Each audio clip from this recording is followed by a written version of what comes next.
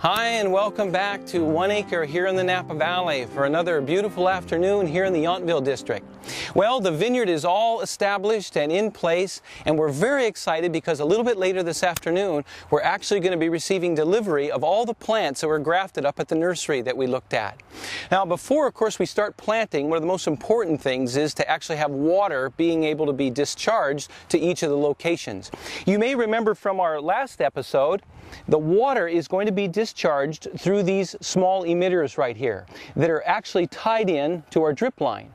But how the drip line is tied into the main water source, the risers that are used to tie that in, and how it's all connected is what we'll take a look at next. So let's go down in the other end of the rows and we'll have a look.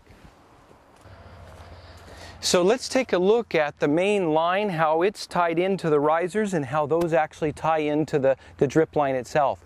Now the first thing we did, of course naturally we dug the trench first, and then after that I used a string just so we could keep everything nice and straight. After that we ran the main line, which you see right here. It's a 1-inch line that runs from the well, so at 55 pounds of pressure as it is now, it'll be plenty to run what we need to. Then what we did is we pre-made ahead of time all the risers. Makes it a little bit faster than trying to actually do it in place. We built them all ahead.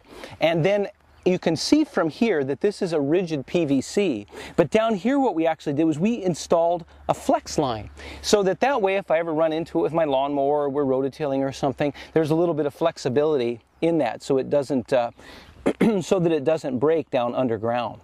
All the gluing goes pretty quick, but I wanted to let it sit for a whole day before I turn the water on. PVC glue can dry in as little as 30 minutes to an hour or so, but I just wanted to be sure that we didn't put the pressure on it too quick. Now, as I mentioned, we pre-built ahead of time these risers, and each of these has a component to it that we could do very quickly. We probably have about, I'd say 12 or 15 man hours in all the PVC work. It really didn't take that long.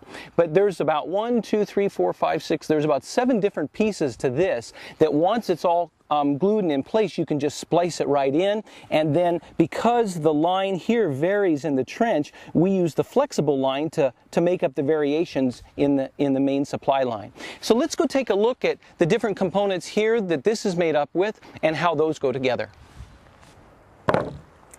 So here's the riser, here's the components that actually make the riser up. It's a lot easier to put these all together away from the trench, otherwise you're just trying to work around the dirt and getting that in the PVC glue. This is a pretty simple component to build, and you can vary the lengths of these little sections depending how high the riser actually is and on the drip line. This is the piece that ties in to the drip line itself. You can see it's got a little screen there that filters it, and then this is just basically a little hose bib with 2 valves on it that allows me to regulate the water coming and going. So we just thread that on, and then our valve here will allow us to regulate which of the lines are open and which aren't, and then this will give us a little bit of discharge if we need it. Then we need to go from thread, what you see here, to a slip fitting PVC. So we just have a 1/2-inch fitting just like this that slides in and tightens in just like that. Then we cut another little piece of 1/2-inch PVC, just long enough to give us a little bit of distance, and then because of the angle of the hose bib, I'll use a 1/2-inch 45 like you can see right here, and that slides in just like that. So that's part of it. You can see it's already starting to be built just like that. Now we can put in a piece here that gets us down a little ways toward the ground, and as I mentioned, you can cut these to whatever length you like, and then one final fitting, a slip-to-slip fitting here, which is where we'll tie in the flexible line. So there it is, just as quick and as simple as that, it can be built. So let's see how we tie them into the line itself. So to show how we actually spliced in, since we've spliced the system together already, I ran a little piece of drip line right here that you can see that'll simulate that we have down below. And then what I did was I took a piece here of 1-inch PVC that would simulate the main line that comes across with the T and the riser that goes up. So when you go to set these, basically all you need to do is just hang them all in a row. And you can pick the center line just with that piece of string that you had, and then just use a sharp knife to cut right through the drip line. Once that's done, these just slide together very easily. There's no gluing necessary. It just fits right together just like that, and then the next one fits together right here. So then these can be pushed right together and tightened by just the compression of those fitting together. The next thing you would do is just do them on every single row, and then they'll all be hanging loosely like this.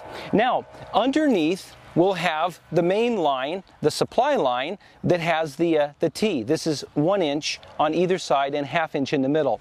The main line is going to vary as the elevation of the trench varies, and that makes it really easy to attach it if you use the rubber tubing and cut it varying distances to maintain the same height above. So this of course would be glued, slips in very easy just like that, and you slip this in from above and there it is. That's all there is to it, and you've got your riser.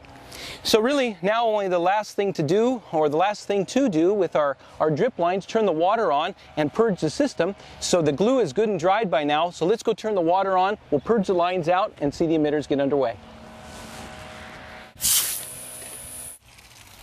So once we've got the water on, the next thing we want to do is purge the system, because any little bit of debris that might be in there we want to push out through the tubes before we would get any pressure on the emitters. Now there's a number of different ways to close the end of this. You can actually put fittings on it, but a real inexpensive way to do it is just kink it just like that, and I use a piece of tie tape to just go around it, and that keeps it nice and tight. Bring it up and just tie a knot in it. And when you do that, it makes it real easy later to be able to clean the system out if you ever need to. And it's nice and sealed off just like that. Inexpensive way to do it. So let's go do the other end, and then we'll have that line up and running. So as you can see, we've got water now down to the far end, and it's flowing nice and cool, nice and clean, no debris or anything left in that. So we'll do what we did on the other side. I'm just going to kink this back underneath, hold it, and wrap my piece of tie tape around it for my connection, and we'll bring it up just like that. Now as I'm doing this, of course the line is pressurizing fully, and if we take a look down the line now, we can see, like you can see right here, our little emitters are up and running, and we've got water. These emitters put out about 1/2 gallon an hour, and you can see it's working very nicely, flowing right out of our drip line. And if you look here, you can also see that the dirt is starting to get wet. We're creating a wet zone here. This will be just ideal when we get started planting the plants real soon. Next, what I'm going to do is I'm going to head down to the other end, open all the lines up, and we'll get the water flowing to the entire vineyard, purge everything out, and then we'll be all ready for starting to plant the vines just shortly. So thanks very much for joining me here, and we'll see you back in just a little bit when we start planting.